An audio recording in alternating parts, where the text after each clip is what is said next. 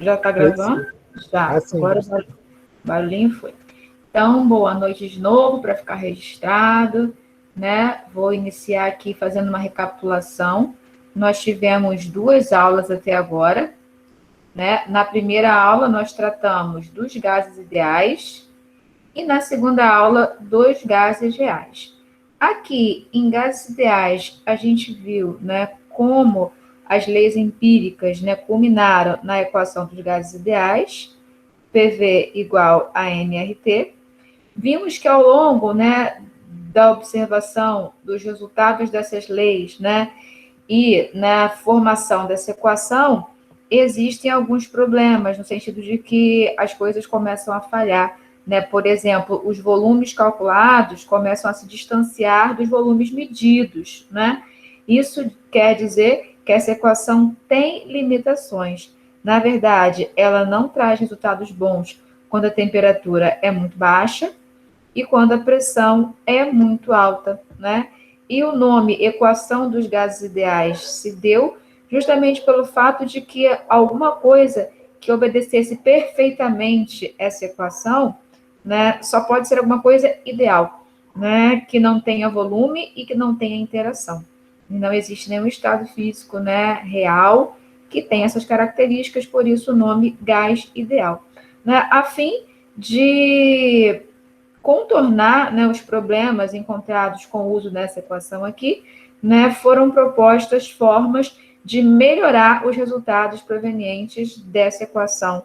E aí a gente entrou, né, no estudo quantitativo, né, na proposição de equações de estado que pudessem descrever melhor pressão, volume e temperatura de uma amostra gasosa.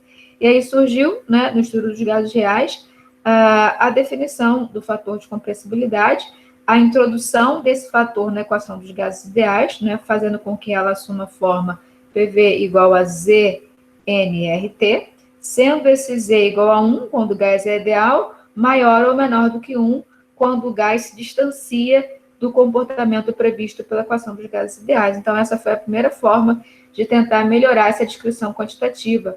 Depois nós vimos que esse fator de compressibilidade, que é experimental, né, foi ajustado, né, para esse fator foram obtidas equações, gerando as equações viriais, e aí a gente trabalha não com um valor de Z, mas uma função para substituir nesse Z, né, pode ser função da pressão ou do volume, gerando as equações viriais em P ou em Z, né, ou em V. Depois nós vimos, né, uma equação, né, proposta por Van der Waals, né, onde ele introduziu as constantes A e B, né, gerando uma equação modificada a partir da equação dos gases ideais, onde esse fator A e esse fator B são característicos do gás, né? Então a equação de Van der Waals,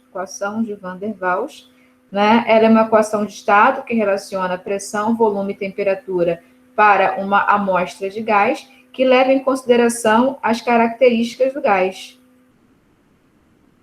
A partir do quê? Né? Da introdução das constantes A e B, sendo A uma constante que diz respeito à intensidade das forças atrativas, quanto maior esse A, maiores as forças atrativas entre as moléculas do gás, e B, né, um valor teórico relacionado aí ao volume que o gás teria se chegasse na temperatura de 0 Kelvin. A introdução dessas constantes faz a equação dos gases ideais, né, prever valores melhores do que os valores que ela prevê originalmente. O que eu quis dizer, né, a equação dos gases ideais foi modificada, gerando a equação de Van der Waals, que gera melhores resultados, né? Mas qual equação vai prever melhor na pressão, volume e temperatura para um gás? Nossa, o negócio trava com a beleza, né?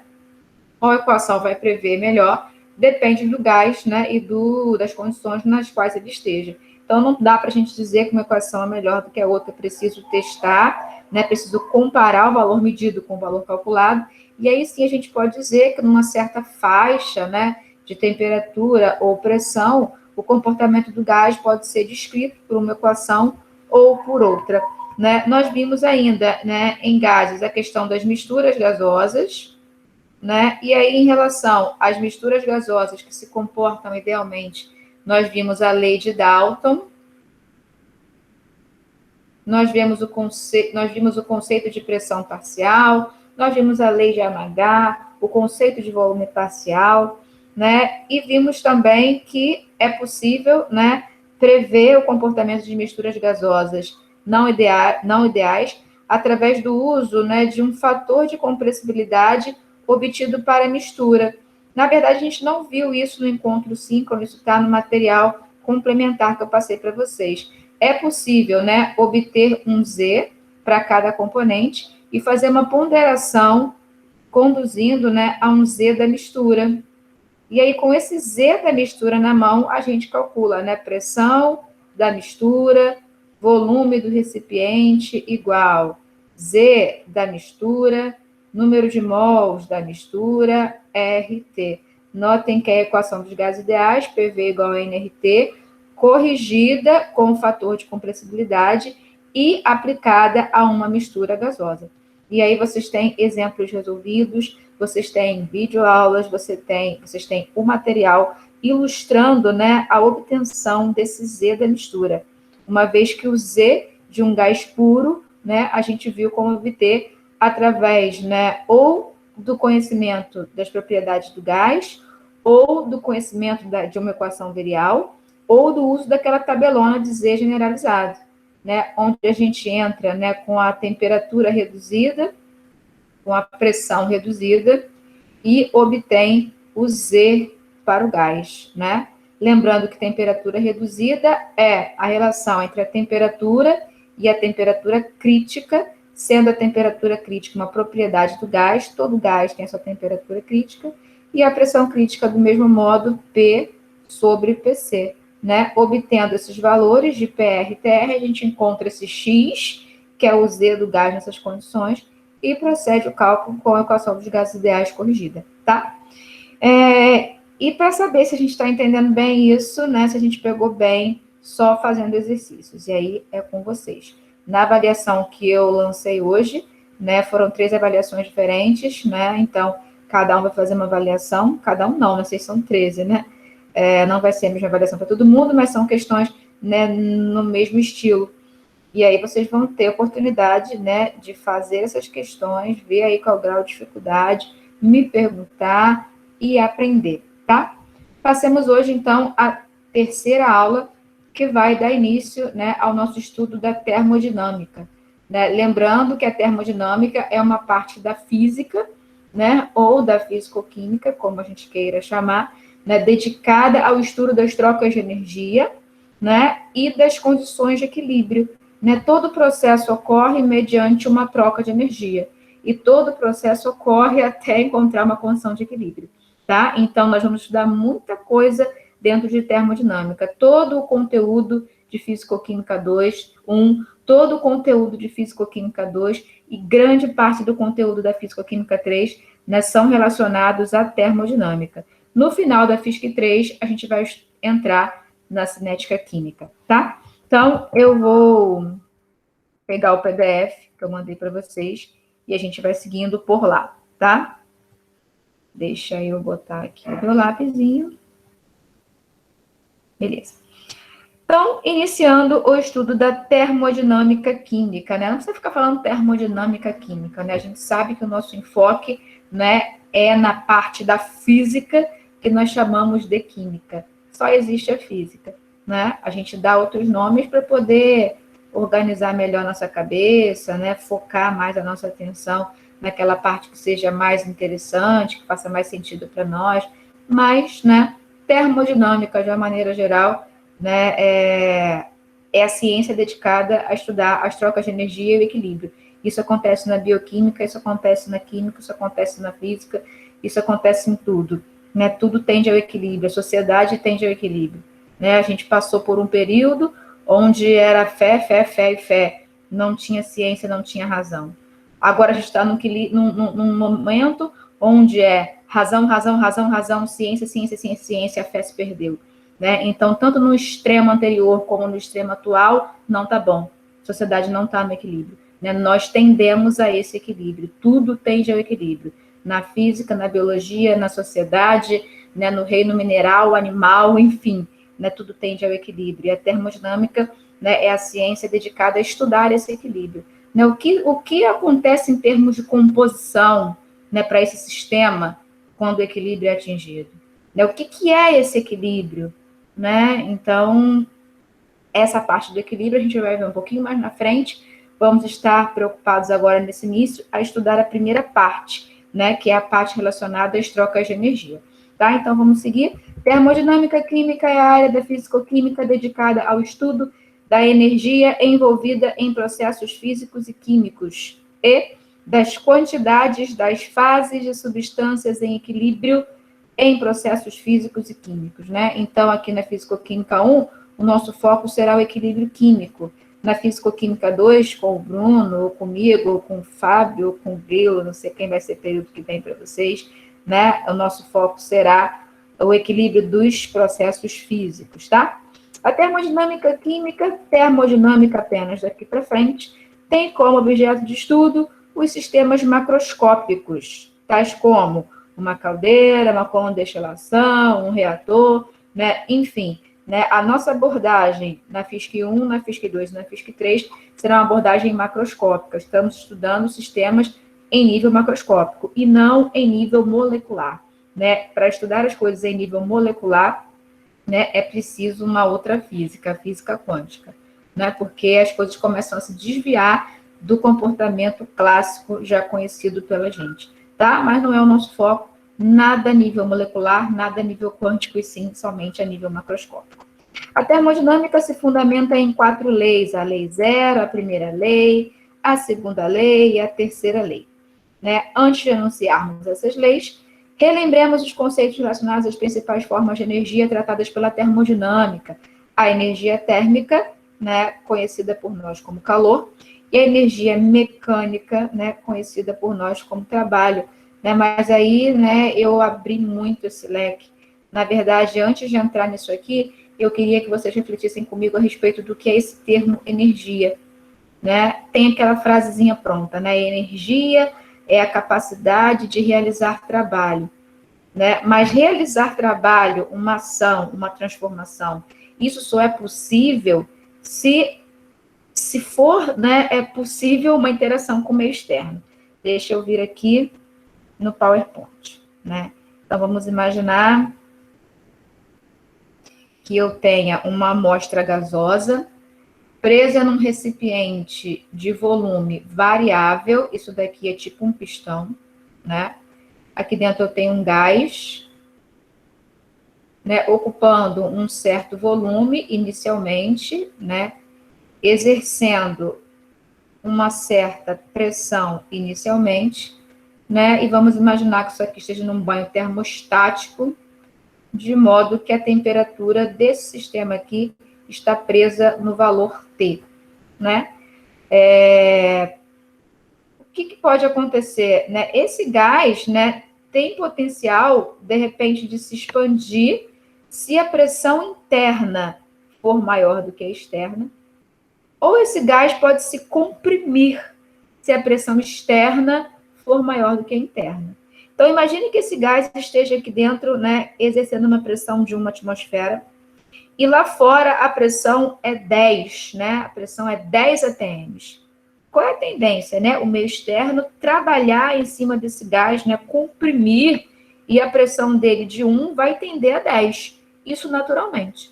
Mas e se isso aqui estiver travado, né? Se eu coloquei aqui, né, um pino e prendi esse volume, né? Essa capacidade de realizar trabalho se expandindo ou se comprimindo, ela está limitada, porque o gás até tem potencial para isso, né? Mas eu, né, barrei essa interação com o meio externo. Então, dizer que energia é a capacidade de realizar trabalho não é errado, mas é preciso compreender que esse trabalho realizado, né, depende de eu permitir ou não. Né? A mesma coisa, eu tenho muita energia para empurrar uma mesa, mas se não permitirem que eu empurre, eu não vou deslocá-la. Né? Então, a capacidade de realizar trabalho está associada à possibilidade de interação do sistema com as vizinhanças. E essa interação se dá por meio de uma parede, né? E essa parede aqui, dependendo das características dela, vai permitir ou não a interação. No caso aqui, né, se essa parede que está limitando a interação do gás com o meio externo, a parede é isso aqui no caso, né? Se essa parede é móvel, pode acontecer, né? Ou o meio externo pressiona o gás, ou o gás pressiona o meio externo. E um trabalho acontece. O que é trabalho? Uma modificação, né? Então, eu deslocar algo, né? Uma gota de mercúrio se espalhar, hidrogênio interagir com oxigênio, formar água, um gás se expandir, né? E com isso movimentar uma peça, né, transferir um movimento. Então, qualquer ação, né, qualquer modificação, eu posso chamar a princípio de trabalho, né? Mas existe uma questão de nomenclatura, né, onde nós pensamos em calor como uma troca de energia motivada por variação de temperatura e trabalho, né, um termo mais genérico relacionado a uma troca de energia que não esteja necessariamente relacionada com variação de temperatura, né? Então, por exemplo, eu posso ter um gás, né, na temperatura ambiente e o meio externo na temperatura ambiente e o gás está numa pressão alta e o meio externo numa pressão baixa. Vai acontecer uma expansão, né? Espontaneamente isso vai ocorrer, um trabalho vai ocorrer. Isso não foi motivado por variação de temperatura, mas sim por variação de pressão, né? Então, qualquer ação, qualquer processo espontâneo que ocorre e que não é motivado por variação de temperatura, a gente chama esse processo de trabalho, tá? Então, voltemos para o PDF. Calor, símbolo Q, né? Observa-se experimentalmente que quando dois corpos de temperaturas T1 e T2 são postos em contato, eles atingem o equilíbrio térmico espontaneamente, numa temperatura intermediária, né? Nesse processo, a gente diz que o corpo de maior temperatura transfere calor para aquele de menor temperatura, e esse calor, então, esse nome calor, está relacionado a essa transferência de energia que não dá para ser barrada, né? Se eu tenho lá um corpo a 50 graus e eu coloco junto de um corpo a 10 graus, eu não tenho como barrar. Vai acontecer espontaneamente uma troca de energia que vai levar os corpos a uma temperatura intermediária, tá? Então, essa troca de energia motivada por variação de temperatura recebe o nome de calor. Tem até aqui uma simulaçãozinha que nos permite ver isso, né? Então, olha aqui, né? Eu vou colocar, tá dando para ver aí? Né? Esse bloquinho de ferro, né?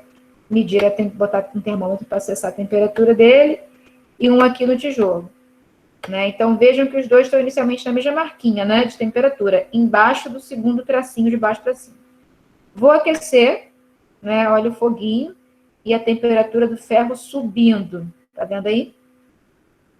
Né? Vou deixar subir até o máximo desse termômetro e vou pôr junto do tijolo. E aí a gente vai verificar, né, o que a gente já sabe, né, o que a experiência já mostrou. Esse simulador vem só confirmar. Então, olha, coloquei um perto do outro. Olha o que está acontecendo, ó, temperatura do ferro baixando, temperatura, meu Deus, do tijolo subindo, travou. E elas estão aqui parando, né, num valor próximo, né? Daqui a pouco, né, vai parar no mesmo valor. Então, essa simulaçãozinha ilustra aquilo que a experiência já mostrou, aquilo que a gente já sabe, mas de repente a gente nunca nem fez, né? De repente a gente nunca entrou no laboratório e fez isso e viu isso ocorrer, né? Mas isso já foi feito, já é consolidado, e a gente já sabe que isso ocorre, essa transferência de energia, né, motivada por variação de temperatura ocorre, e o resultado final, né, é uma temperatura intermediária, tá? Aí, né, existe uma notação, né, quando essa energia, né, entra num sistema, né, quando esse calor entra no sistema, nós usamos, né, um valor com sinal positivo, né, porque a nossa referência é o sistema, né, então o sistema recebeu energia na forma de calor, né, a energia aumentou mais que, né? Quando o sistema perde essa energia para o meio externo, né? A nossa notação é menos Q, tá? E aí, nesse momento, né, a gente distingue o que chamamos de calor sensível e calor latente, né? Então, o que eu disse, né? Que originalmente o termo calor foi introduzido para poder se referir a trocas de energia motivadas por variação de temperatura. Mas é sabido que uma substância pura, conforme é aquecida, né, chega num certo ponto onde o calor continua sendo injetado, mas a temperatura não muda, né? E aí a gente pensa, poxa, mas vai receber o mesmo nome, calor, né? Se calor tem a ver com uma variação de temperatura, vamos chamar isso de calor também? Vamos, né? Porque isso foi descoberto através desses estudos de aquecimento e de resfriamento.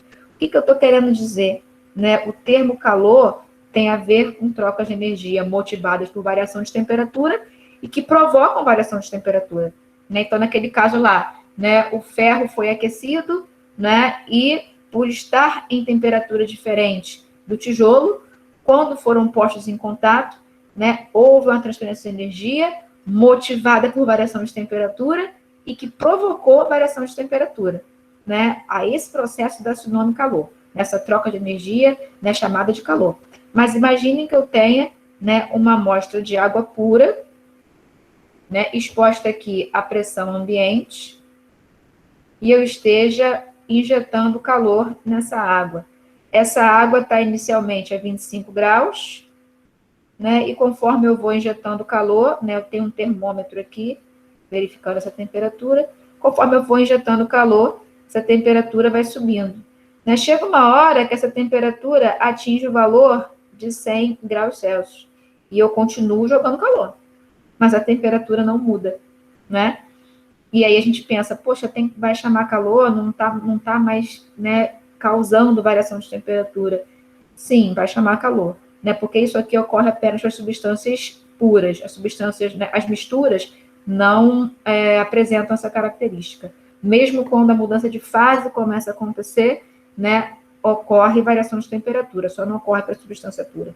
Né? Então, o que a gente entende? Se o calor continua entrando, mas a temperatura não está subindo, é porque a energia agora está sendo investida para outra coisa, está sendo direcionada para outra coisa. Né? A gente sabe, né, mesmo sem ter um conhecimento mais aprofundado, sem entrar nessa questão molecular, que a temperatura tem a ver com a variação da energia cinética. E a energia cinética tem a ver com o movimento. Né? Então, quanto mais energia, quanto mais calor, mais movimentação, mais energia cinética, mais temperatura. Mas existe, né, uma espécie de distância média entre as moléculas que define o estado físico. Né? Então, assim, de maneira muito grosseira, né, se as moléculas estão nessa distância aqui, né, elas estão em estado líquido, por exemplo. Se elas estão numa distância média igual essa daqui, né, isso diz respeito a um estado físico, por exemplo, gasoso. Né? E essa energia relacionada, né, ao distanciamento ou afastamento das moléculas, né, é chamada de energia, potencial. Então, se chega um determinado momento e a temperatura não está mudando mais, é porque agora eu não estou mais promovendo um aumento de agitação, né, no líquido, e sim um aumento de distanciamento, que promove uma variação de estado físico. Então, a temperatura não muda, porque a energia investida agora está sendo empregada para mudar o estado físico, e não a energia cinética. Isso para as substâncias puras. Então, mesmo não provocando variação de temperatura, né, essa energia trocada e que leva à mudança de estado físico de uma substância pura, continua recebendo o nome de calor. Tá? E aí a gente define para esse tal calor duas possibilidades. Né? Possibilidades uma possibilidade na qual essa troca de energia, né, implica em variação de temperatura, e uma segunda possibilidade que implica em variação de estado físico, digamos assim. Né? E aí, né, para essas duas situações, nós temos que dar um índice aí nesse calor. Para essa primeira, né, o índice dado é S de sensível, calor sensível. E para o segundo caso, L de latente, calor latente, tá? Então, uma energia que provoca variação de energia cinética, variação de temperatura, calor sensível, e uma energia que provoca variação de energia potencial, calor latente, tá? Calor sensível, calor envolvido nos aquecimentos e resfriamentos. Essa forma de calor está relacionada à variação de energia cinética. E aí, né, assim como no estudo dos gases, né, a nossa abordagem é bem quantitativa, né, tanto na 1, como na 2, como na 3, porque a gente está tratando de sistemas macroscópicos. Nós não temos uma abordagem que visa entender, né, qual a variação na interação, qual a variação, né, na aproximação entre as moléculas, qual a variação, né, na frequência das vibrações, nada disso. Toda a nossa abordagem é macroscópica, ou seja, quantitativa. Então, nesse momento, ao pensar nesse calor, nessa troca de energia, logo vem para a gente como quantificar, como calcular, como saber quanto de energia vai provocar uma variação de 10 graus, né?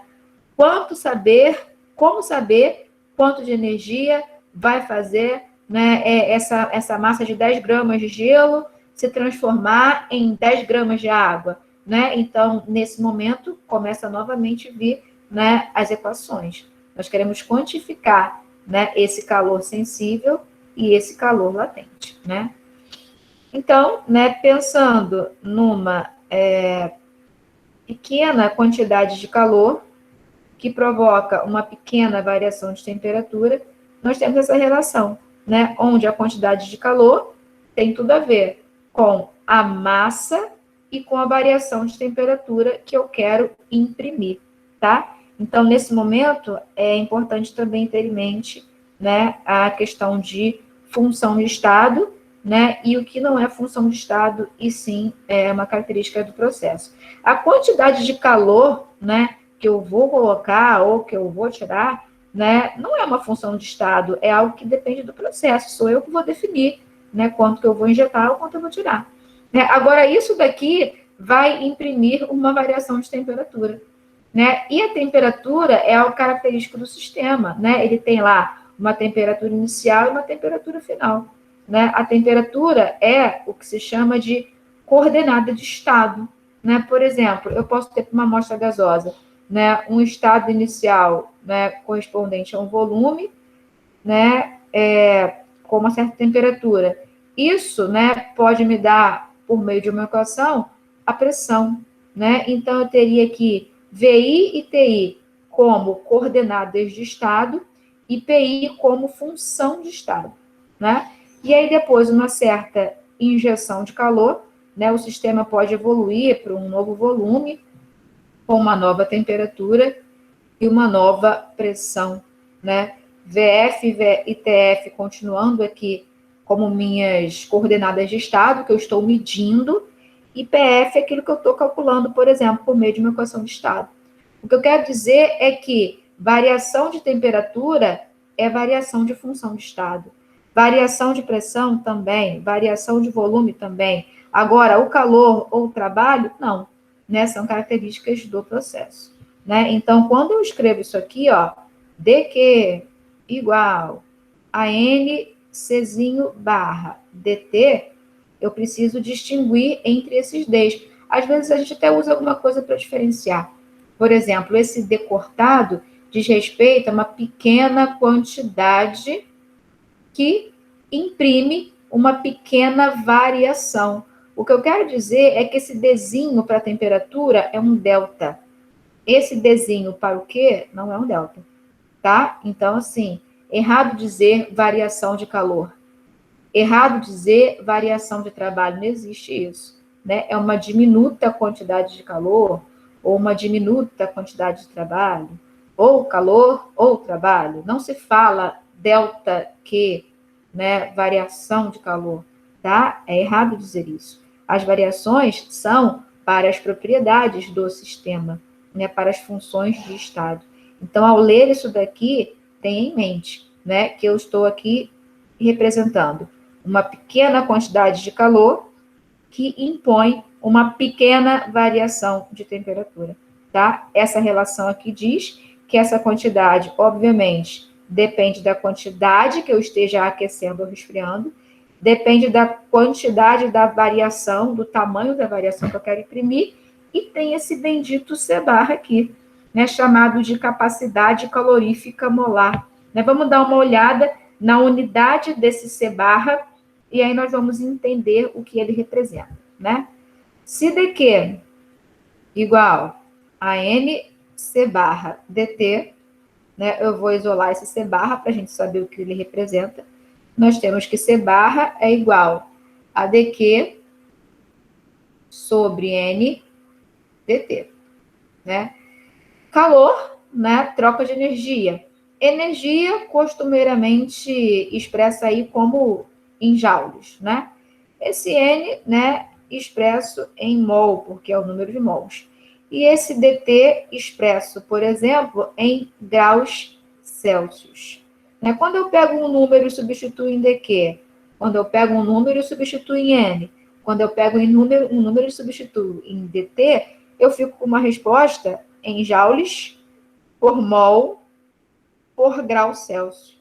Né? E a minha interpretação disso aqui, qual é? Né? É a seguinte: esse C barra, capacidade calorífica molar, diz respeito à quantidade de calor para que 1 mol da substância eleve a sua temperatura em 1 grau Celsius, por exemplo. Tá? Então, a capacidade calorífica molar é uma propriedade da substância e diz respeito à quantidade de calor necessária para elevar em 1 grau, pode ser grau Celsius, pode ser Kelvin, pode ser qualquer unidade de temperatura. Né? O importante é saber que é uma referência à elevação de temperatura em 1 grau para 1 mol da substância, tá? E aí eu pergunto para vocês, será que esse C barra é um valor constante? Ou seja, se eu tenho lá 10 gramas de tijolo, nosso exemplinho, né? Inicialmente é 25 graus Celsius. Aí eu quero levar para 26. Né? Obviamente, uma certa quantidade de calor será necessária para promover esse aquecimento. Agora eu tenho os mesmos 10 gramas de tijolo e está lá em 30 e... Vou botar 300. Não, 300 é muita coisa, acho que deve estar fundido já o barro. Vamos botar 90. 90 graus Celsius e eu quero levar para 91 graus Celsius. Será que essa quantidade de calor... Vamos lá, tem ponteiro. Será que essa quantidade de calor que eu vou chamar de Q1 aqui é a mesma que aqui? Né? Essa quantidade de calor Q1 está relacionada aqui, né, à elevação de 1 grau, né, na escala Celsius, para esses 10 gramas. Na segunda situação, eu estou ainda com os 10 gramas, que também com uma variação de 1 grau. A minha pergunta para vocês é, vocês acham que é a mesma coisa?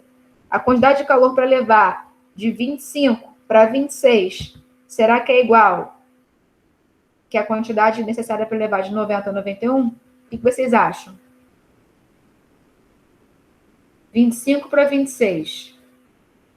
Será que é igual 90 para 91? Quem arrisca? Eu acreditaria que não. Hã? Eu acredito que não. Não é. Não é. Não é, né? Eu já tenho um estado, né, de energia cinética diferente. Uma coisa é o troço a 25 graus, a outra é a 90. Né? Então, apesar da variação ser a mesma, a quantidade de calor não é a mesma. De modo que nós temos esse bendito C barra como uma função da temperatura, meus queridos. Né? Ele não é um valor constante. Mas é fato que também não é um valor que varia muito, muito, muito, dependendo, né, do intervalo que a gente esteja. Por exemplo, de 25 para 26, né, vamos supor que tem um valor X. Se eu quero agora de 27 para 28, que está bem pertinho, deve ser um X, né, menos um valor muito baixinho. Né, de modo que eu acabo sendo, né, podendo aproximar esse C barra como um valor constante, se eu estou, né, mais ou menos ali dentro de um mesmo limite de variação de temperatura. Mas, a rigor, C barra, né, rigorosamente, é uma função da temperatura. Né? Tem até para a água aquele valor, né? 1 caloria por grama grau Celsius, né? Só que esse valor foi definido para elevar a temperatura da água de 25 para 26, né? Se fosse 26 para 27, não seria 1, né? Mas, assim, a variação é muito pequena, de modo que em vários cálculos a gente assume sempre valor constante para C barra, né? Em muitos cálculos. A gente até usa mais o C chapéu, né? Que é o calor, a capacidade calorífica específica, né? Lembrando, esse barra é sempre uma quantidade relacionada ao número de mols, assim como a gente viu o volume molar, né? E o circunflexo é uma quantidade relacionada à massa. Então, isso daqui é a capacidade calorífica molar e isso daqui a capacidade calorífica específica. Qual a diferença? Aqui a minha relação é por mol e aqui a minha relação é por massa. Né? Então, por exemplo, a gente já sabe que para a água, né, é 1 caloria por grama grau Celsius, tá? E se fosse C barra, aí é só eu fazer a transformação aqui para mol, né? Pegar 1 grama e transformar em mol, que eu vou ter um valor caloria por mol grau Celsius, tá? Então, se a capacidade calorífica molar não é um valor constante, mas sim em função da temperatura, na minha continha, né, passar para outro. Se dQ é igual a NC barra dt, né, e eu quero saber a quantidade total de calor que vai promover uma variação de temperatura, é necessário somar, né? Eu somo as pequenas parcelas, ou seja, eu integro, né? Da mesma maneira, eu somo as pequenas parcelas de ΔT. Qual a diferença dessas integrações? Aqui eu não tenho limite, porque eu não tenho uma variação. Mas aqui eu tenho limite. Qual o limite? Eu vou de T1 até 2, né? Essa quantidade de calor, né, vai promover uma variação de temperatura de um valor T1 para T2. E aí, a integral de dQ, que N é a constante, e a minha integral fica no C barra, que é uma função de temperatura, dt, né? E aí, como é que eu resolvo isso? Né? Eu preciso conhecer essa função C barra. Né? Uma vez que eu conheça, eu coloco a função ali dentro e faço a integração.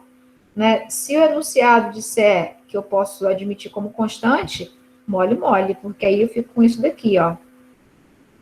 Integral de dq igual a n C barra integral de dt.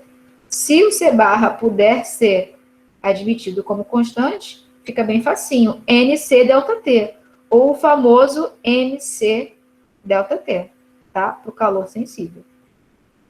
Na lista de exercícios que eu passei para vocês dessa aula, já tem uma questão resolvida disso. Eu não vou resolver com vocês, espera aí. Meu Deus, cadê? Aqui, ó. Aqui, ó. Qual a quantidade de calor, né, para aquecer, usando a expressão, ó, considerando, né, o valor variável da constante, da capacidade calorífica, ou admitindo o valor constante. Então, já está resolvido aqui, vocês vão ver. Né? Quando eu tenho que usar a função, olha como o negócio fica maior, né, fica grande. E quando eu não tenho que usar a função, olha que mole que fica, tá? Mas não tem dificuldade, não. É importante, ó, calor sensível pode ser trocado de duas maneiras distintas, AP constante ou AV constante. Isso para gases, né? Vamos voltar aqui no PowerPoint. Imaginem que eu esteja lá, né, com uma amostra de gás, né, numa temperatura inicial, uma amostra de massa constante, né? Num volume inicial e numa pressão inicial. Aí eu estou aquecendo, jogando calor. Se eu quero que esse sistema, né, permaneça com volume constante, se eu quero levar de T1 até TI até TF, se eu vou manter o volume constante, é preciso uma certa quantidade de calor. Agora eu pergunto a vocês, e se eu quero manter a pressão constante? Porque se eu mantiver o volume constante, o que acontece? Conforme o aquecimento acontece, né, conforme eu coloco calor, se o volume está preso, o que vai acontecer com a pressão? Vai aumentar, não é? Se o volume está preso e eu aqueço, a energia cinética aumenta, né, a movimentação aumenta, os choques aumentam, a pressão aumenta. Isso é uma coisa. E se eu quiser fazer o aquecimento levando da mesma temperatura TI até F, mas com a pressão constante? Para manter a pressão constante, o que tem que acontecer? Como é que eu mantenho a pressão constante se eu estou aquecendo o negócio? Fala para mim. Vai ter que variar o volume. Exatamente. Né? A única forma de eu injetar calor nisso aqui, né, levar a temperatura de T1 até T2 e a pressão não aumentar, é se esse volume puder aumentar. Se esse gás puder se expandir, conforme o aquecimento vai acontecendo, a expansão acontece e a pressão não aumenta. Então, a gente consegue concluir que para um gás, se eu faço um processo AV constante, né, é um certo calor. Se eu quero fazer AP constante, é um outro calor. Porque com pressão constante, além de aquecer, eu vou ter que dar energia para a expansão acontecer. Né? Então, se eu quero levar de T1 a T2 uma amostra gasosa, a V constante é uma quantidade de calor. A P constante é uma quantidade maior, porque além de aquecer, o negócio vai ter que expandir. Tá? E aí, para um gás, define-se C barra V, capacidade calorífica molar a volume constante, e define-se C barra P, capacidade calorífica molar a pressão constante. Isso para gases, né? Onde essa questão da pressão influencia. Para gases ideais, né, pode ser demonstrado que esse CP é igual a CV mais R, somente para gases ideais. Para gases que não têm comportamento ideal, não é isso. Mas uma coisa a gente sabe, CP é maior do que CV, né? Eu sempre vou precisar de mais energia, né, para conduzir um processo a pressão constante do que a volume constante, tá? Então, aqui já falei sobre isso, né? A quantidade de calor necessária para elevar a temperatura, a P constante, é maior do que a V constante. Já falei também isso. Calor latente, né? Calor envolvido nas transformações físicas, né? A estimativa da quantidade de calor latente leva em consideração a quantidade de amostra e o calor necessário à transformação. Né? Então, se eu tenho lá 10 gramas de gelo, né, em pressão ambiente, em menos 3 graus Celsius, né? Qual a quantidade de calor para levar esses 10 gramas de gelo para 10 gramas de água a 50 graus? Né? Então, primeiro eu vou aquecer de menos 3 a 0, depois eu vou fundir, depois eu vou aquecer de 0 a 25. Né? Então, essa etapa aí de fusão, dessa transformação, essa mudança de estado, envolve esse tal calor latente, né, que é característico da substância. Né? Esse calor latente pode ser dado como um calor latente específico, relacionado à quantidade em massa, ou calor latente molar, relacionado à quantidade em mols da substância. Tá? Falemos agora do trabalho. Né? Então, o que é trabalho?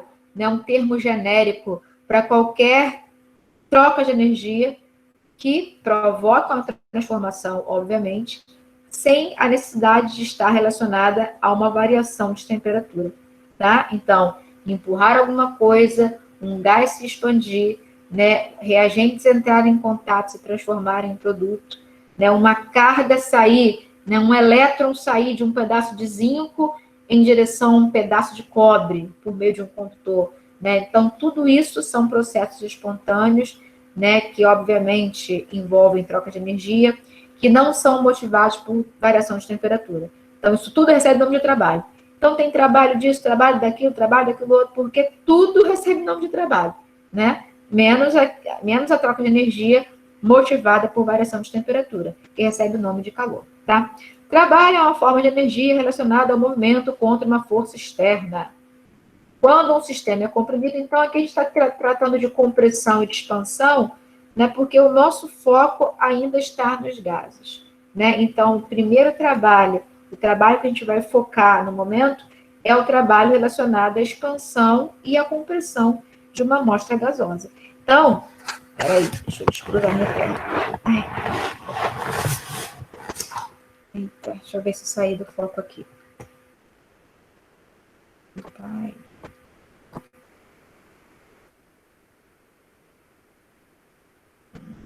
Meu Deus.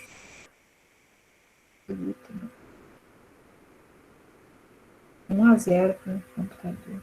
Tá, tô no foco ainda. Tá, voltemos.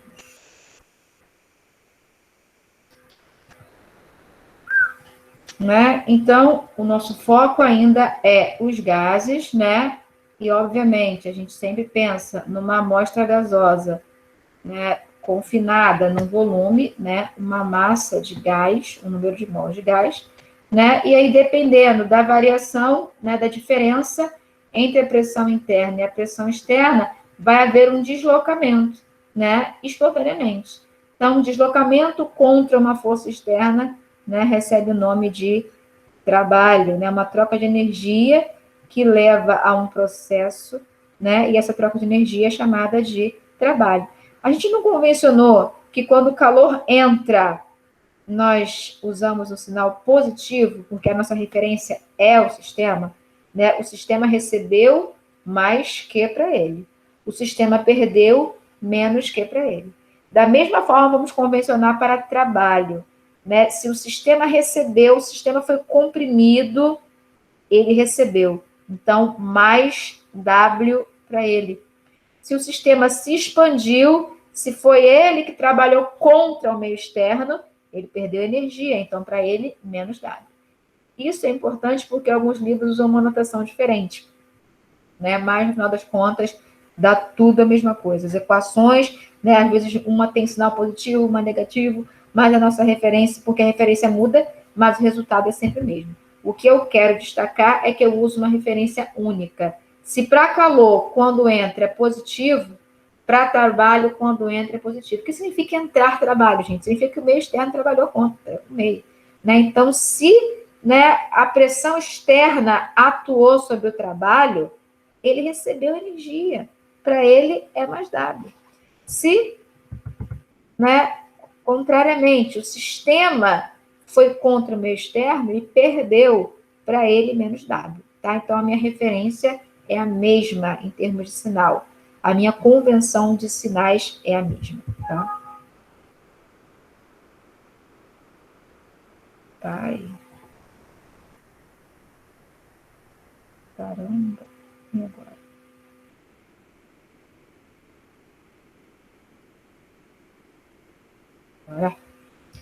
Então, seja o esquema a seguir, consiste de um gás confinado em um cilindro dotado de um pistão móvel, né? Então, está aqui a condição inicial do gás e aqui a condição final, né? A gente vê aqui que o gás se contraiu.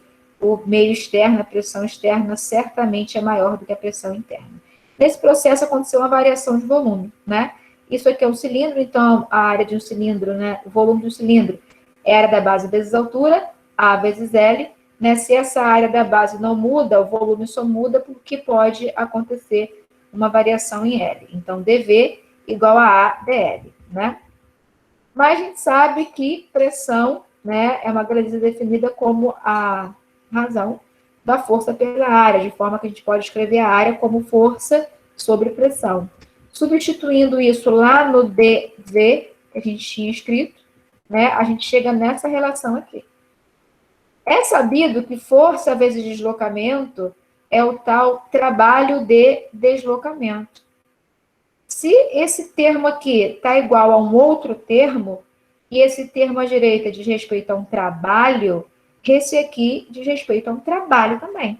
Mas não deslocamento puro e simplesmente, mas sim de expansão ou contração, que não deixa de ser um deslocamento, né, de uma certa parede, né, para cima ou para baixo, dependendo da referência.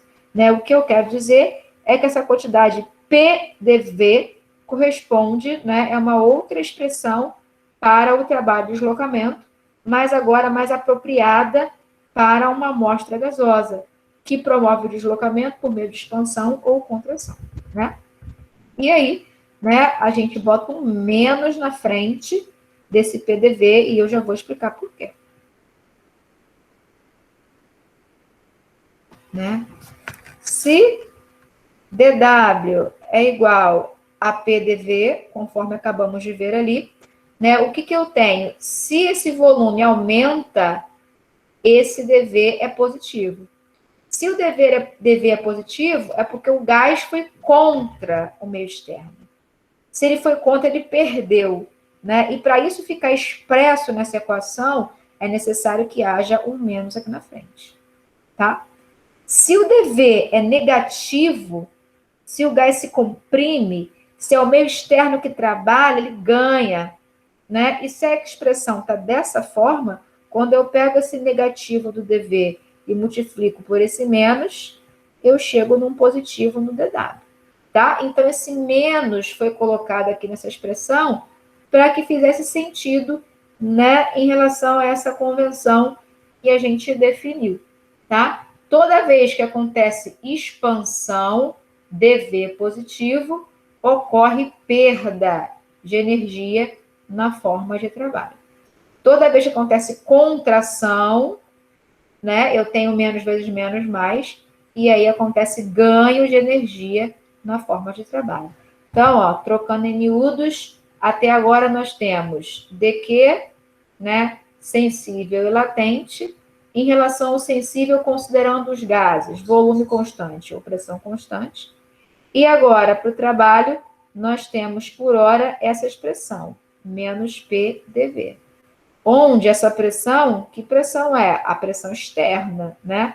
No nosso desenvolvimento, que eu acabei de passar com vocês lá no PDF, essa pressão é a pressão externa, né? E aí, né, vamos ver os desdobramentos. Isso daqui ainda vai gerar.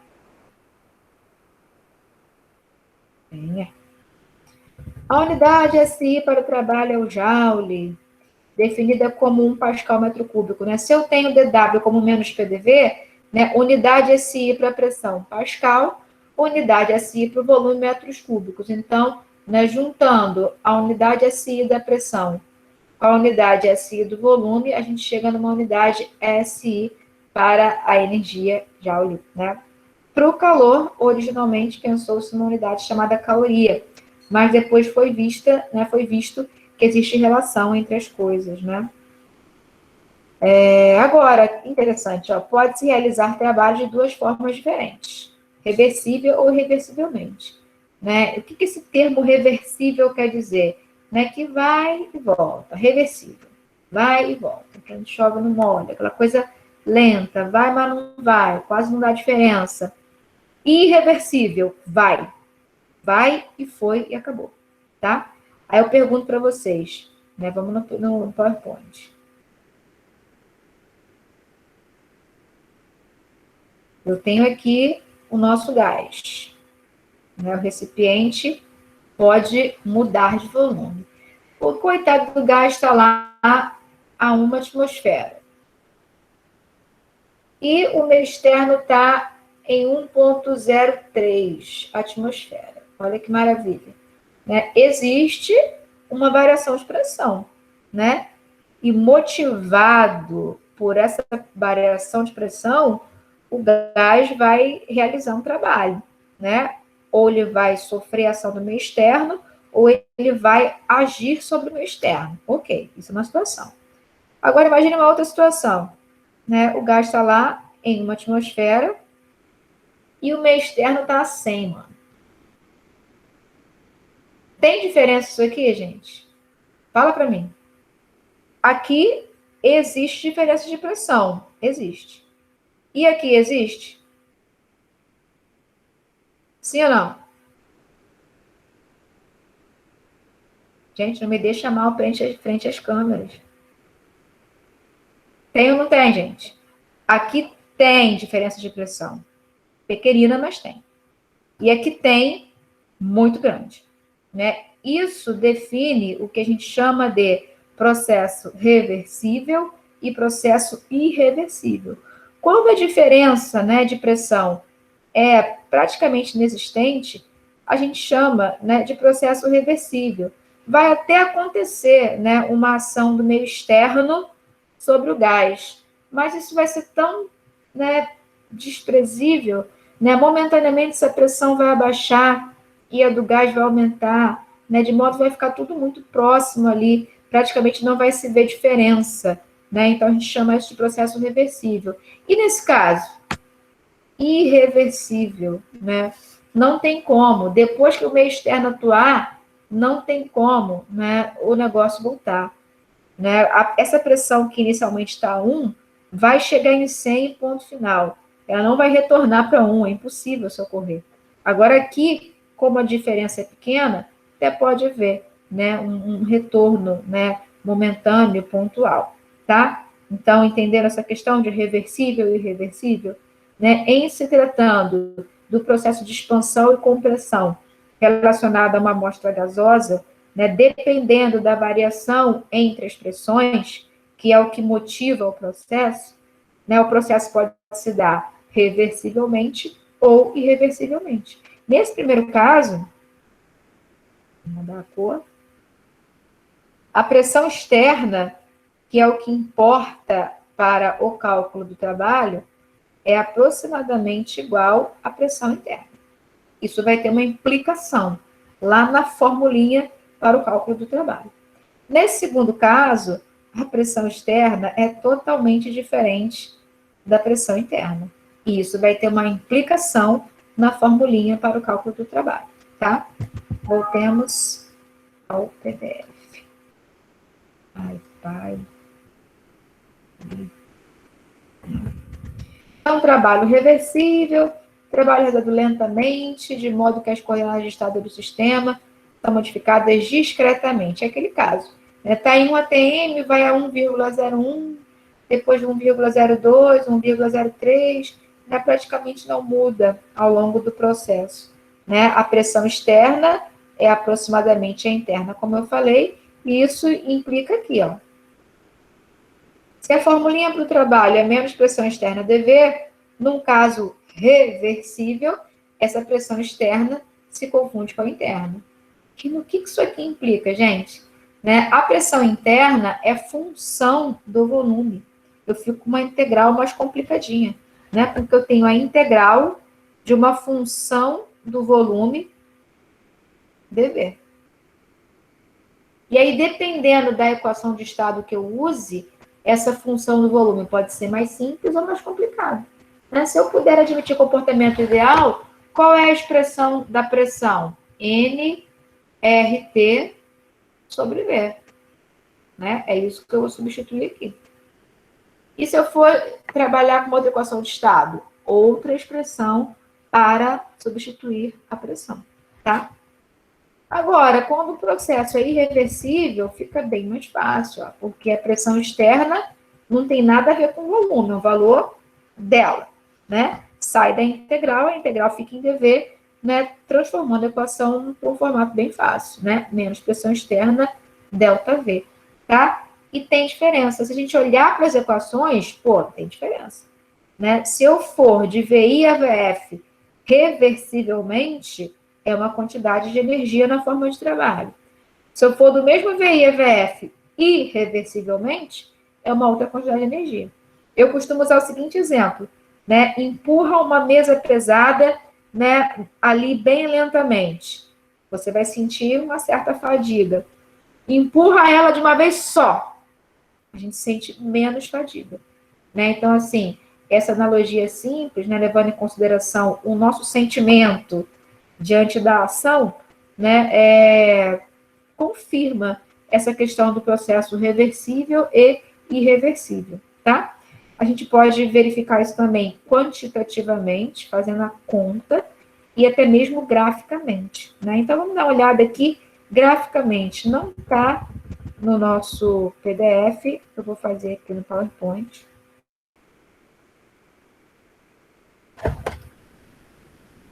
Vocês estão aí comigo ou minha internet caiu? Estamos sim. Então, vamos imaginar aqui, né, o gráfico pressão-volume, né, que a gente já sabe qual é o formato para um gás ideal, né? Então, para um gás em alta temperatura, mesmo não sendo ideal, a gente também tem esse comportamento. Vamos supor que eu esteja, né, com uma amostra de gás, né, de número de mols N, nos dois casos. E aí, eu estou pensando vamos pensar na expansão. Então, eu estou aqui. Meu Deus, cadê o troço? Estou aqui.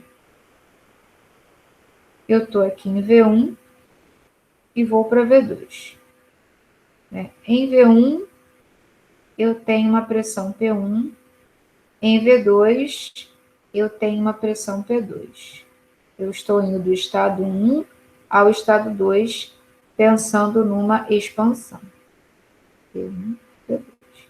A mesma coisa aqui. Vou tentar fazer na mesma altura. Ih, fiz errado.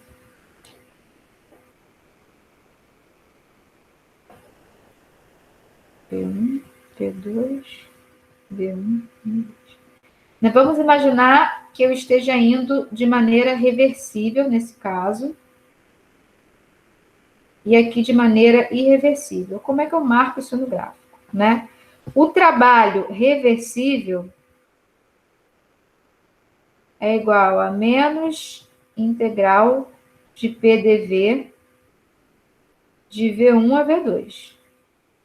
A gente sabe que a representação gráfica, né, da integral definida no intervalo de V1 a V2, nesse caso, como nesse caso aqui, né, o valor dessa integral corresponde à área sob a curva nesses pontos. Né? Então, teria isso aqui para a representação gráfica do trabalho de expansão reversível. E o trabalho de expansão irreversível, né? A gente sabe que é menos pressão externa, variação de volume. Então, vou ter que pegar a altura correspondente à pressão externa, né? E a distância correspondente à variação de volume, para poder trazer essa área. Se aconteceu expansão, a pressão final do gás igualou com a pressão externa. Então, a pressão externa está aqui, é P2. Isso é a pressão externa. A expansão aconteceu, né? De modo que a pressão interna se igualou à externa. Então, a pressão P2 é igual à pressão externa. E a variação de volume está aqui, ó, V2 menos V1. Então, essa área aqui corresponde ao trabalho de expansão irreversível. Notem que são áreas diferentes. Nós temos que o trabalho reversível é maior do que o irreversível. Né? Vamos pensar na gente. Eu tenho mais trabalho para empurrar a mesa reversivelmente do que irreversivelmente. Eu perco muito mais, eu gasto muito mais de maneira reversível do que irreversível, que está sendo demonstrado aqui. Né? O trabalho de expansão é um trabalho perdido, que o sistema investe, gasta, que o sistema perde, uma energia perdida. Perde mais o gás se expandindo reversivelmente do que irreversivelmente. Então, esses gráficos mostram isso, indicando que as expressões fazem sentido, né? Esses gráficos, essas expressões estão correspondendo a uma análise, né, subjetiva e qualitativa que eu consigo fazer, né, mediante, né, esse exemplo de empurrar a mesa, né? E eu também verifico isso numericamente. Né? Se eu resolvo um problema considerando processo reversível, eu tenho um número. Se eu considero irreversível, eu tenho outro número, como deveria ser. O resultado numérico tem que ser diferente, né? A representação gráfica tem que ser diferente, né? Tudo correspondendo à questão do nosso entendimento subjetivo sobre o processo, tá? Mas eu pergunto a vocês, né? Muitas vezes, no papel, a gente considera, né, um processo reversível para fins de cálculo. Mas no mundo real, né, geralmente as coisas são irreversíveis. Né? Eu não tenho, né, uma situação onde a minha amostra está 1 e a atmosfera está 1.0001, né? Geralmente as coisas acontecem e pronto, né? Num sentido. E aí elas atingem o equilíbrio, e aí, em alguns casos, a gente entende que a partir dali passa a ocorrer um processo reversível. A gente vai entender bem quando entrar em equilíbrio químico, tá? Então, nós estamos para o calor, sensível e latente. Considerando os gases, o sensível, né, eu desdobro na situação de volume constante e pressão constante. Para o trabalho de expansão e compressão, né, nós temos a situação trabalho reversível e irreversível. O nosso foco está sendo, por enquanto, no trabalho de expansão e compressão, né, cuja expressão é dW igual a menos pressão externa dV. Quando a pressão externa se confunde com a interna, processo reversível. Quando não tem nada a ver e é bem diferente, processo irreversível. Isso vai implicar em equações diferentes, tá? Vamos dar um exemplo.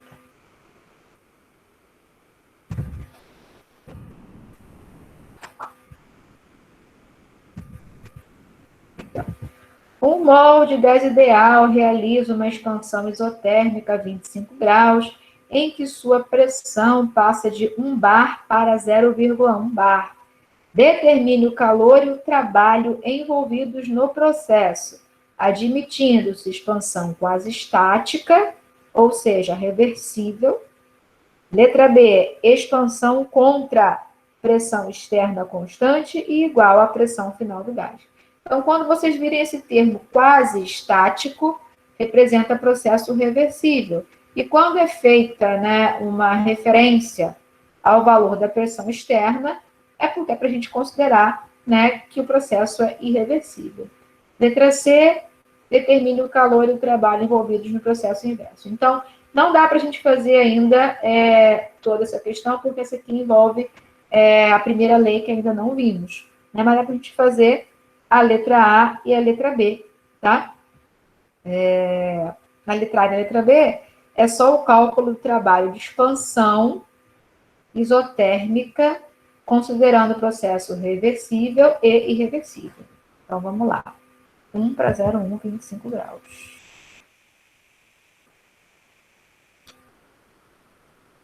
Então, nós temos lá o nosso gás, 1 mol de gás ideal, a 25 graus Celsius, inicialmente em 1 bar, né? Esse 1 mol de gás vai se expandir, né?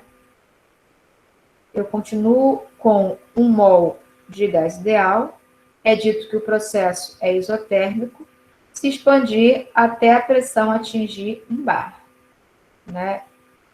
Esse é o nosso exemplo. Expansão isotérmica de 1 mol de gás ideal a 25 graus, de 1 bar para 0,1 bar. Na letra A é pedido o trabalho, se eu considero processo reversível, e na letra B, o trabalho, se eu considero processo reversível. Pergunto a vocês, se o gás passou de 1 bar para 0,1 bar, quanto que é a pressão externa?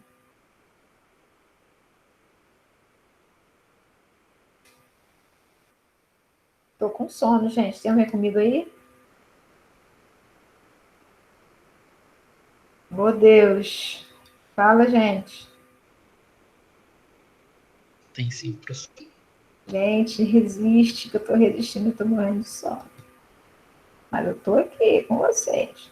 A minha pergunta foi, se o gás passou espontaneamente de 1 bar para 0,1 bar, quanto vale a pressão externa?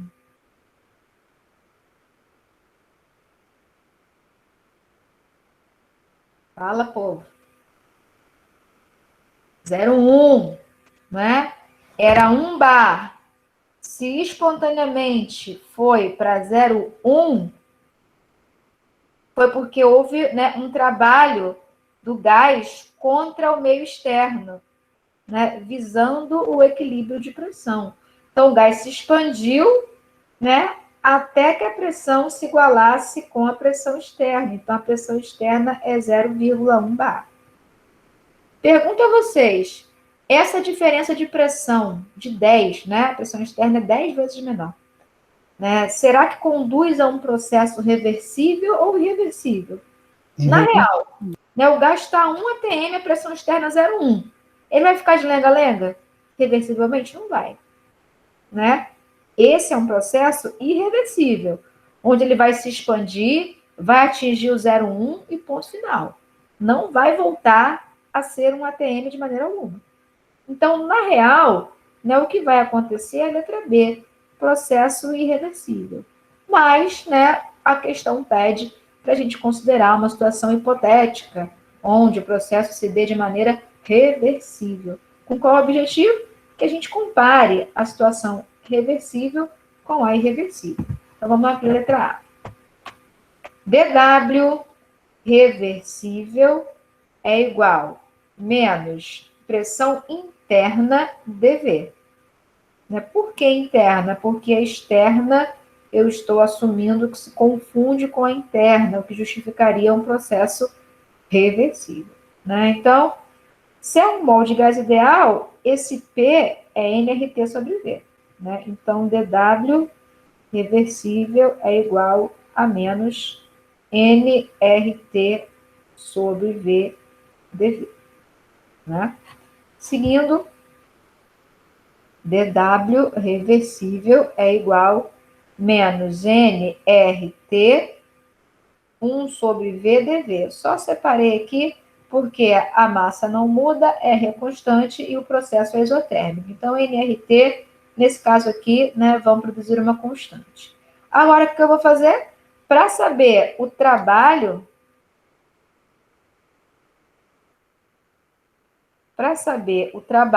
né, eu vou ter que somar as diminutas quantidades, fazer a integração. Né? Se eu integrei antes da igualdade, eu tenho que integrar após a igualdade. Só que nesse caso, eu tenho diminutas quantidades no intervalo de V1 a V2. Né? Então, a minha integral é definida de V1 a V2. Menos nRT sendo constante, sai da integral. Eu fico com a integral de 1 sobre V. Tá? Então, dW reversível é igual a menos nRT integral de V1 a V2 de 1 sobre V dV. Né? W reversível igual a menos nRT ln de V variando de V1 a V2. A integral de 1 sobre V é ln de V. Quem é N? 1 mol, eu tenho. Quem é R? Constante dos gases, eu tenho. Quem é T? 298 Kelvin, eu tenho. Quem é VI, V2, V1 e V2, vamos ver se a gente tem, se tem como calcular. Né? A gente não tem, mas tem como calcular, tá vendo? Se eu tenho 1 mol a 25 graus e 1 bar, né, e o gás é ideal, eu tenho como fazer a continha, né, V igual a nRT sobre P, e determinar VI e VF. Então, VI e VF, para mim, não são problema. Eu tenho toda a condição de calculá-los. E com isso, então, né, finalizo a letra A. Né? A partir do momento que eu conheço VI e VF, né, o meu trabalho reversível vai virar menos nRT ln de V2 menos ln de V1. Vai gerar um valor para mim. Né? Eu posso ainda aplicar a propriedade de logaritmo, né, e escrever menos nRT ln de V2 sobre V1. V2 e V1, obviamente, tem que estar na mesma unidade, né, para cancelar ali dentro do NN. Né? N vai estar sempre em mols, temperatura sempre em Kelvin, e o R, né, eu posso usar qualquer um, né? Isso vai implicar no quê? Na unidade que eu vou encontrar para o trabalho. Se eu uso R em ATM litro por mol Kelvin, eu acho o trabalho em ATM litro, não está errado, né? O trabalho, né, pressão, volume, então ATM litro está certo. Né? Mas se eu quero achar em joules, né, tem que usar o R de joules, né? 8.314 joules por mol Kelvin, tá? Letra B, que é a situação real, processo irreversível, trabalho irreversível, é igual menos pressão externa, variação de volume, como a gente viu anteriormente. A pressão externa é o 0,1. A variação de volume, V2 menos V1. E a gente faz o cálculo e compara, né, os valores numéricos. A gente já sabe que vai encontrar, né, um trabalho reversível, uma expansão reversível, né, liberando mais energia do que a expansão irreversível, tá? O processo reversível é o processo ideal, mais viável, né? Se for expansão, é o processo onde o gás vai liberar mais energia. Se for compressão, é o processo onde o gás vai demandar menor energia para ser comprimido. Isso a gente verifica pelo gráfico, verifica pelas contas e também por aquela questão intuitiva, tá? Seguindo. Aqui na aula, vamos lá. Tá? Deixa eu dar uma olhada na cara de vocês. Ah, o pessoal tá aí. Beleza. Na cara não, né? Na foto de vocês, né? Vamos lá.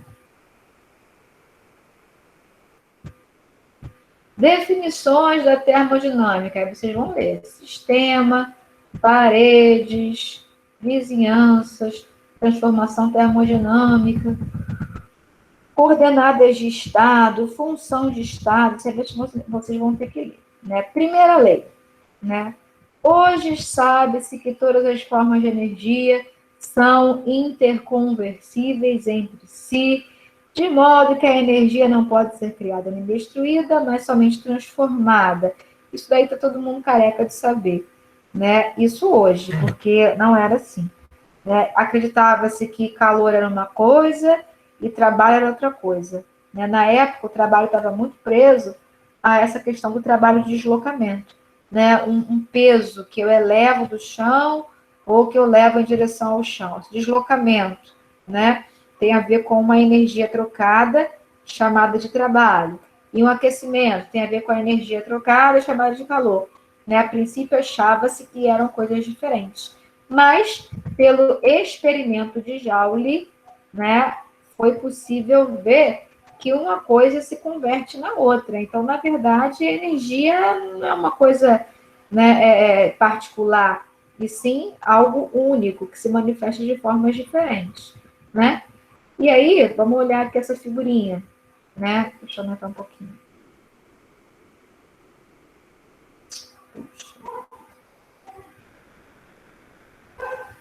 Olha o que o cara fez, né? O cara acoplou um pezinho numa hélice, né? E acoplou um termômetro numa certa massa de água na qual essa hélice estava imersa. De acordo com o deslocamento desse peso, né, ele promovia um deslocamento nessa hélice, que promovia uma agitação nessa água, que promovia uma variação de temperatura. Né? Então, ele associou, né, o deslocamento a uma variação de temperatura. O trabalho de deslocamento ao que se chama de calor. E, né, depois vocês leem isso daqui com mais calma. Tem muito videozinho legal no YouTube, né, mostrando isso acontecendo na prática, né? O pezinho levantando, subindo, a hélicezinha girando.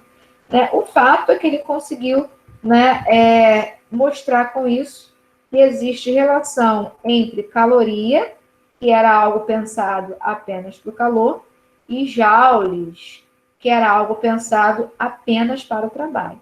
Né? E aí, né, ele encontrou a relação, uma caloria igual a 4, nossa, tá demais isso aqui, 18 joules. Caramba.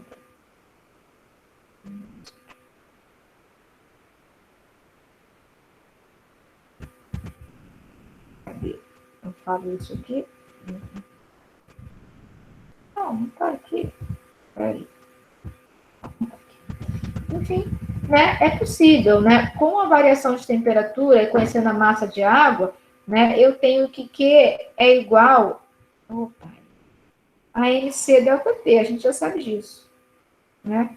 Então, eu consigo calcular, conhecendo a massa da água, a capacidade calorífica específica e a variação de temperatura, consigo calcular quanto de calor a água recebeu em função do deslocamento aplicado, né? Então, o deslocamento aplicado me leva a um trabalho, que leva a um calor, né?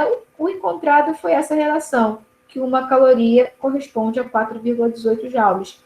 E aí, com isso, né, foi feita, né, a interpretação, né, chegamos ao entendimento, chegou-se ao entendimento, que é a energia, né, que as energias são, na verdade, uma energia só, né, e elas se convertem de uma forma na outra. Né, com esse experimento também, né, houve o seguinte entendimento, pensa comigo. Eu tenho um sistema isolado, né? Isolado significa que não troca massa nem energia com o meio externo. Então, eu tenho uma massa constante aqui dentro, né? E aí não sai e nem entra calor e nem trabalho. Não acontece troca com o meio externo, mas somente trocas, né, internamente. O que pode acontecer, né? Eu posso colocar um certo calor no sistema, né? E esse sistema pode realizar um trabalho, né? Isso pode se dar de forma que a energia colocada é completamente gasta, né? Então, o sistema em si não apresenta variação no seu conteúdo de energia, porque aquilo que foi ganho foi gasto no segundo processo. Mas pode acontecer a seguinte coisa, né? Que parte da energia colocada permaneça armazenada. E aí o conteúdo de energia do sistema varia, né? Isso abriu, né, uma possibilidade de pensar aí numa variação de energia interna, que foi chamada com o símbolo U, né? E essa variação seria relacionada, né, a essa comparação entre o calor e o trabalho. Se todo o calor recebido é convertido em trabalho, não tem variação. Mas se isso não acontece, pode haver uma variação, né? E aí, né, pensou-se em representar essa variação da energia interna com uma soma dessas parcelas de calor e de trabalho. Notem que, se eu tenho, por exemplo, mais 30 joules de trabalho, de calor, né, e menos 30 joules de trabalho, da maneira como essa expressão foi montada, eu tenho um ΔU igual a zero. E isso faz sentido no que a gente estava pensando. Né? Se entra uma coisa, mas se sai tudo, eu não tenho variação nesse conteúdo de energia. Mas, por exemplo, né, eu posso ter uma ΔU positiva ou negativa. Né? Imaginemos que, no segundo caso, eu tenho mais 30 e depois eu tenho uma saída de menos 60. Né? O que aconteceu aqui? Uma redução na energia. Até entrou 30, mas depois houve um processo no qual escoou 60. Né? Então, a energia interna diminuiu. Né? E ainda uma terceira possibilidade. Né? Vamos supor que entre 30 e saia 10, né? Qual o saldo? Mais 20. Né? Então, pensando nessa relação entre trabalho, calor e trabalho, né, entre essa possibilidade de interconversão, né, foi proposta essa expressão, que hoje em dia é conhecida como primeira lei da termodinâmica. Né? Notem que é uma expressão que relaciona, deixa eu mudar aqui, relaciona grandezas, né, que dependem apenas do processo, né, porque quanto que vai entrar de calor, sair de trabalho, ou sair de calor, entrar de trabalho, não é algo que depende do sistema, e se da interação dele com as vizinhanças, não é uma propriedade do sistema, isso é do processo. Né? Está sendo feita uma relação entre grandezas que não são do sistema, com uma variação de grandeza que é só do sistema. Porque a energia interna é do sistema. Né? Eu tenho lá inicialmente um conteúdo de energia, e aí, se alguma transformação for feita, a minha energia muda. Pode ser igual, pode ser maior, menor. Enfim, o fato é que o U, né, diz respeito a uma propriedade do sistema. E a relação, né, aqui se dá entre uma propriedade do sistema e uma propriedade do processo. Bem interessante. Né, professora, para que serve isso? Calma. Né, depois vocês vão ver implicações dessa primeira lei, aplicações. O fato é que, combinando essas ideias, né, de interconversão entre calor e trabalho, né, chegou-se nessa expressão. Detalhe, essa expressão para o sistema de massa constante, para um sistema fechado. Então, essa é a primeira lei para um processo qualquer acontecendo num sistema fechado. Né? Para uma reação, para mim, para você, para um gás, né? Para uma amostra de mercúrio, né? Se o sistema é fechado, ΔU igual aqui mais W. O que é essa U, essa energia interna? Nesse momento aqui, não se pensou nisso. Né? Só se pensou no acúmulo de energia, ou numa invariância, ou numa perda de energia. Hoje, o nosso entendimento dessa energia diz respeito a todas as energias possíveis para um sistema. Né? Energia de vibração, energia de rotação, de translação, isso numa abordagem molecular. O que é a energia interna? A soma das parcelas de energia para o sistema. Você tem uma amostra gasosa, aquela amostra gasosa é composta por moléculas, né, que podem girar, né, que podem se movimentar, né, translacionalmente, né, os átomos das moléculas podem vibrar, os elétrons podem se excitar, podem se desexcitar, né, as ligações podem se esticar, se contrair, né, são várias coisas, são vários movimentos, várias, né, parcelas de energia que hoje a gente entende, né, que existem pensando nos sistemas a nível molecular, tá? Mas isso aqui, né, nesse momento não importa. O importante é entender que essa tal primeira lei da termodinâmica tem aplicações, tem utilidade, tem desdobramentos importantes, né, que são verificados, né, que são validados. Então, a primeira lei eu tenho que respeitar, é importante. ΔU igual a Q mais W, para um sistema de massa fixa. Né? Alguns livros colocam Q menos W, mas aí eles definem o trabalho como P delta V, né? E aí eu defino o trabalho como menos P delta V e uso o mais, acaba dando mesmo, tá? Porém, eu acho essa notação do menos PDV do Q mais W mais coerente. Né? A gente entende melhor essa questão do sistema perder ou ganhar energia. Tá? Então, peraí, vem para cá. ΔU igual a Q mais W. Primeira lei da termodinâmica para um sistema de massa fixa. Né? Ou então, bonitinho, né? Notação diferencial dQ mais dW. Onde esses Dzinhos aqui dizem respeito a diminutas quantidades de calor e trabalho, né? Que dependem do processo, dependem do que eu permito ao sistema em relação às vizinhanças, né? Porque essa interação entre eles que vai permitir um calor ou um trabalho. Isso está sendo relacionado à variação de uma propriedade do sistema, de uma função de estado. Né? Então, isso aqui é um delta, isso daqui não é um delta. Né? Esse Dzinho representa uma coisa aqui e uma coisa aqui, são coisas diferentes. Tá? Vamos seguir. Espera aí.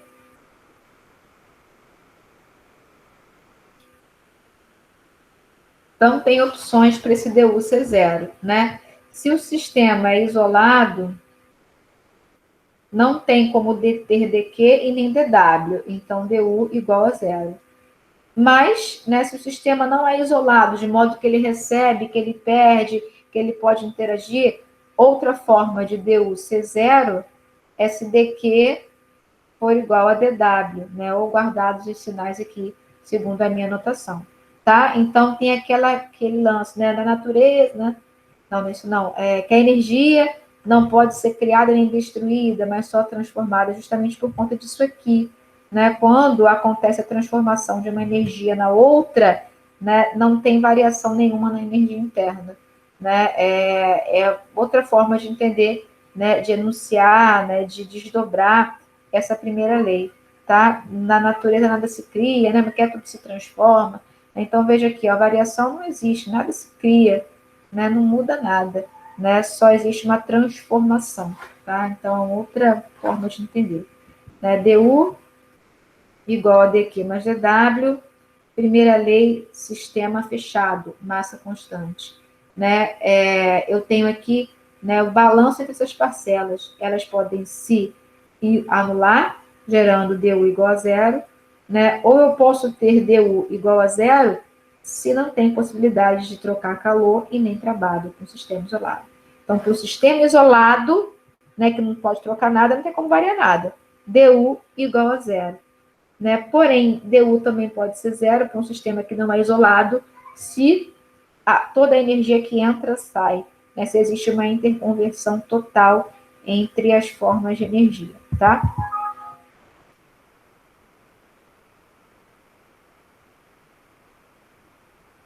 A variação de energia interna para um gás ideal, né? Aqui eu estou escrevendo a energia interna como uma função natural de temperatura e volume. Professora, da onde que tem isso? Como é que você está escrevendo que a energia interna é função de T e de V? Da onde que veio isso? Né? Isso vem daqui, ó. Opa! Se du igual a dq mais dw, vamos substituir a expressão de dq, calor sensível, né? mc barra dt. E a expressão de dw menos p dv. Vejam aqui. Vamos botar um preto aqui. Para que ocorra du, variação da energia interna, é necessário que haja dt, variação de temperatura, e dv, variação de volume. Se dt for zero e se dv for zero, du é zero. Né? Então, essa expressão da primeira lei me permite escrever, né, naturalmente, espontaneamente. Aparece que a energia interna é uma função da temperatura e do volume. Né? Por isso que eu escrevi lá no PowerPoint, U é igual a U de T e de V. Né? E algo importante também, né? U energia interna, função de estado. O estado inicial tem uma energia interna, o estado final tem outra energia interna. Né? Essas funções de estado, elas têm uma propriedade, né? Elas são chamadas de diferenciais totais, né? Ou seja, é possível escrever a variação da função como uma soma das variações individuais, né? De dt e de dv. Claro que eu estou simplificando aqui. Se u é função de t e de v, a variação total de u eu obtenho pela soma da variação apenas de t com a variação apenas de v. Isso poderia não ser.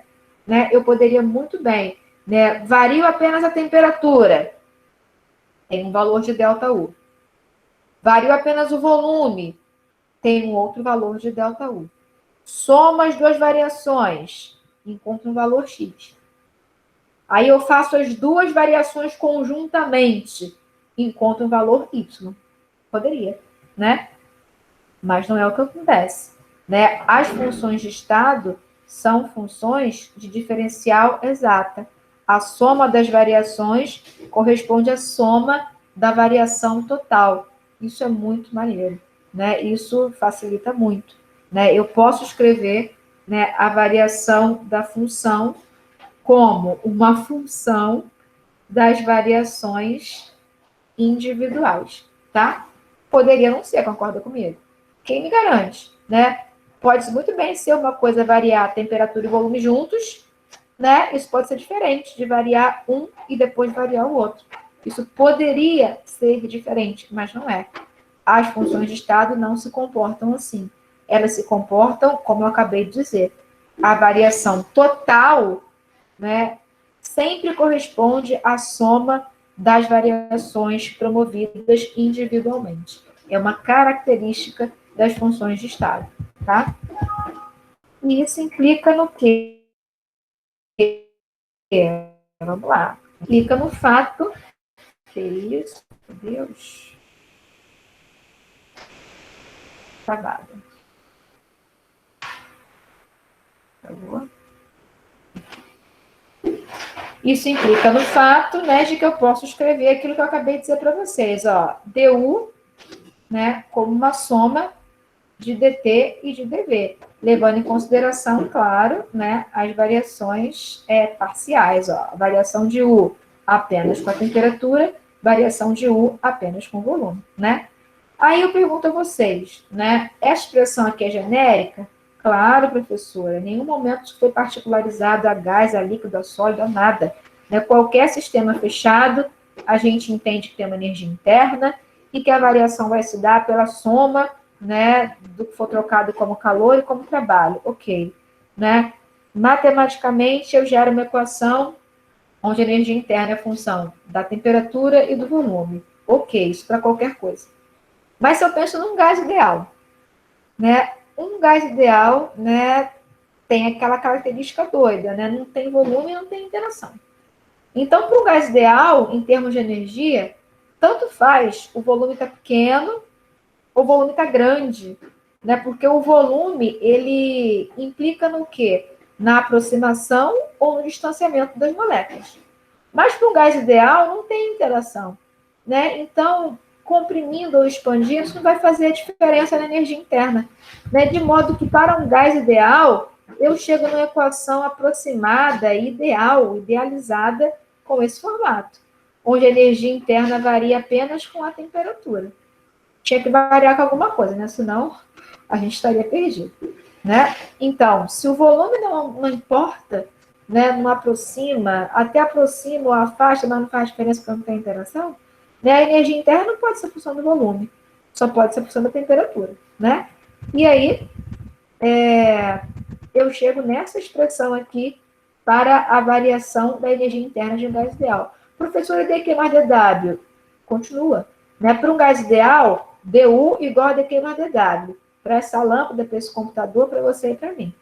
Mas, para um gás ideal, né, a expressão da variação da energia interna pode ser dada por isso aqui. Então, para um gás ideal, eu posso escrever dU,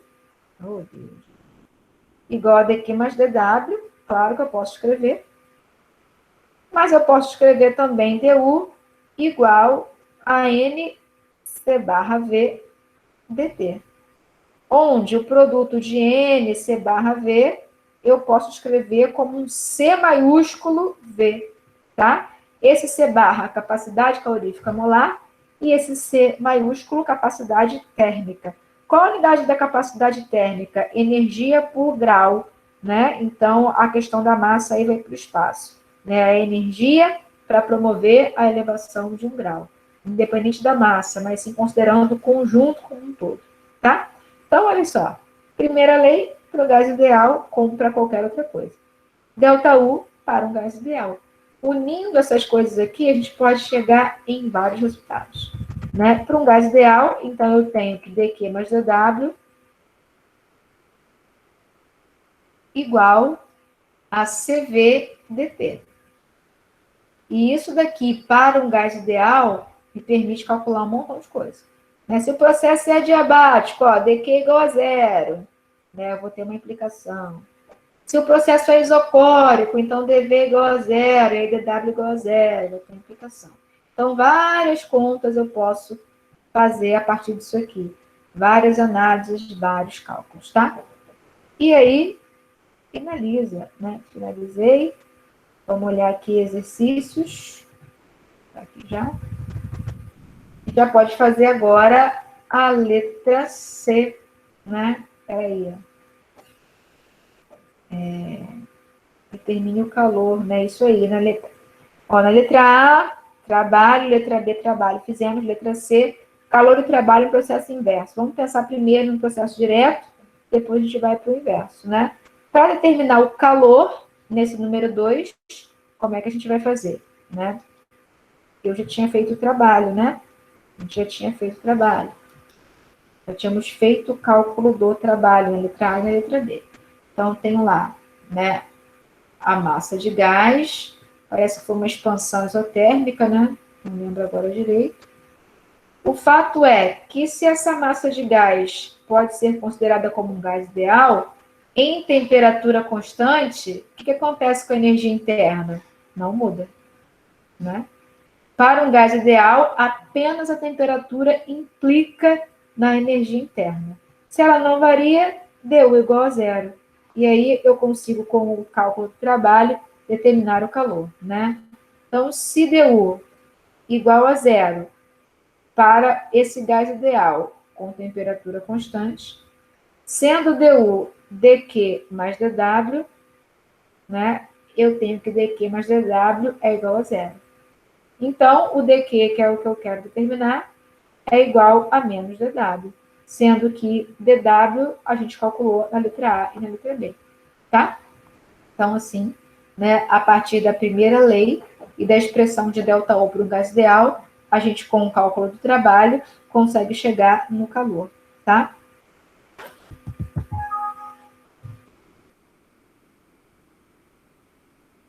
Mais um. Vamos ver aqui. O mol de gás ideal, né, foi dada a capacidade calorífica molar a volume constante, inicialmente ocupando o volume de 5 litros, sob pressão P1, a temperatura 298, realiza 2 processos reversíveis e consecutivos. Primeiro, ele se comprime a temperatura constante, está o volume de 2,5, e depois se resfria em volume constante até a pressão igualar-se de novo a P1. Os valores de P1, P2, P3, calcule Q, W e ΔU, né? Então, vamos olhar aqui. Na primeira etapa, ó, de 1 para 2, se é isotérmico, eu já mato que ΔU é zero, né? Aí a gente cai naquilo, meu Deus, como é que pode, né? Se a temperatura não varia, como é que tem calor, né? Tem, né? Porque, na verdade, o que aconteceu aqui foi um trabalho, né? Veja que foi comprimido na temperatura constante, né? Obviamente, para que a compressão aconteça com temperatura constante, teve que um calor sair, né? Porque qual seria o normal? Quando a compressão se dá, a energia cinética aumentar e a temperatura aumentar. Né? Para a temperatura não aumentar, é necessário sair um calor. Então, mesmo com temperatura constante, tem calor. Né? Justamente por haver calor, nesse caso, saindo do sistema, é que a temperatura se mantém constante. Tá? Então, ΔU é zero, já sendo na primeira etapa é zero. Né? Esse calor, eu não vou ter como fazer NC ΔT, né? Porque não teve variação de temperatura. Eu não vou ter como fazer calor latente, porque não tem variação de estado físico. Então, eu vou ter que fazer o trabalho, né? E aí, sabendo que ΔU é zero, eu consigo relacionar o trabalho ao calor, né? No processo 2,3, ó, isocórico, já não tem volume, não tem variação de volume. Então, dW igual a zero, né? Até a pressão igualar-se a P1, né? Se eu tenho aqui os valores de volume e pressão, eu consigo determinar as temperaturas. Com as temperaturas, eu vou no calor, né? Que é igual a ΔU, se o W é zero, por ser um processo isocórico. Tá? Então, agora, né, devido ao adiantado da hora e ao meu cansaço, né, essa vai ficar para vocês, tá? Tem algumas resolvidas já, tem vídeo com questão resolvida, vocês estão com a prova na mão, então agora não tem para onde correr mais, vai ter que fazer. Né? Ou vai fazer a lista, ou vai fazer a prova, né? E fazendo a prova, vocês vão entender muito bem, muito mais, né? Vão ver as dificuldades, vão me perguntar, vão fazer a prova e vamos seguir.